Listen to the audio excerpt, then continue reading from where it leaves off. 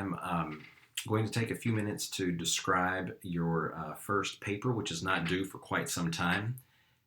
So why am I doing this now? It's because this week I'm going to start feeding handouts to class that you will be able to, after completing the handout, these activities I'm going to give you, you will be able to basically copy and paste that work directly into this paper. And so I think it's helpful, since we're already starting to effectively work on the paper through my in-class assignments. I think it's helpful for you to understand where we're going with this work. So that's why I wanted to talk about this paper now. I'm not going to read all of this text, so you should certainly read this on your own closely. I'm only going to highlight some important information. So first, this is the largest assignment in class, so it certainly deserves a lot of your attention. Second, there are 4 components to the paper. These 2 components will be heavy on writing. These 2 components you can express mostly in table form. And again, I'm going to give you the outlines and tables that you will use to be successful on this paper. A quick note on context, though. If your PD has very little to do with student gender, for example, you don't need to tell me about the composition of students in your school in terms of gender. If teacher gender has very little to do with this PD, I don't need to know about teacher gender. If the PD is intended to improve some type of instructional strategy so that the gap between Hispanic and non-Hispanic students' math scores closes, tell me about the makeup of your student body in terms of Hispanic and non-Hispanic. But only describe the contextual features of your school that are relevant to your project. It's important for you to know I expect to see several characteristics about the teachers in your school, because as you read last week in the adult learning theory section, teacher experience, teacher background, those are relevant because they are the learners of the PD. So in particular, I hope to see descriptions of teacher experience. If you know anything about the overall performance of your school, it would also be helpful to read those contextual features. In this section, you are going to describe the needs assessment, the 2 needs assessments that you're going to use. So Glickman Chapter 13 includes a section titled Ways of Assessing Need.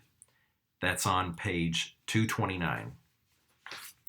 That section includes roughly 10 ways of assessing need. One of them, for example, is a school-wide observation. You could do that in a virtual setting by dropping in on certain teachers' classrooms. It also includes a multiple choice survey, which is typically a very popular way to assess needs for this project.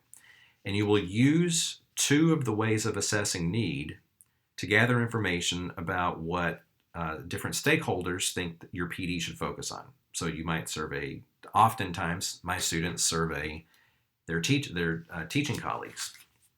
Some, though, have surveyed K-12 students. Some have surveyed parents. But you will describe the way of assessing need, and then you will tell me why you chose that particular way of assessing need. Then after you collect the data, you'll analyze patterns and trends in those data, and then you will connect your conclusions from based on the data to the PD plan. And I will give you a template to facilitate that connection. You have yet to read about, to learn about the 6 essential elements of PD. That's something I'll present in a later class. But you will use a table and link these elements to different aspects of your PD. And then you also have not yet read about the 15 research-based characteristics of effective PD in Glickman. But again, you'll use a table to connect these characteristics to different aspects of your PD.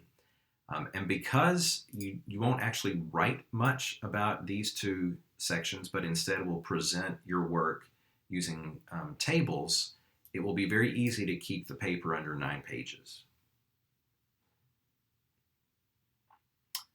Let's bounce down now to the, is it at the very end?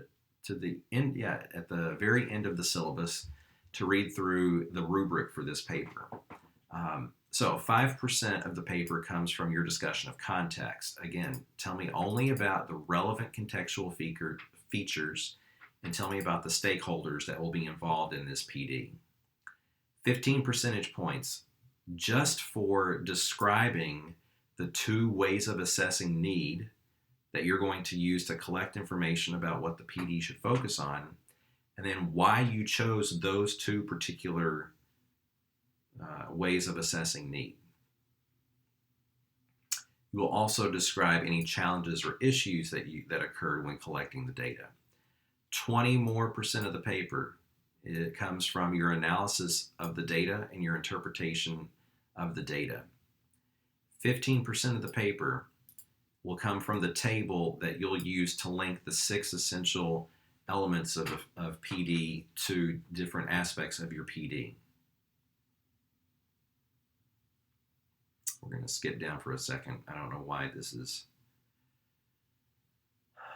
listed in this order, but somehow connections to research fell down here. 15% of your paper will come from the table connecting the 15 research-based characteristics of effective PD to different aspects of your PD.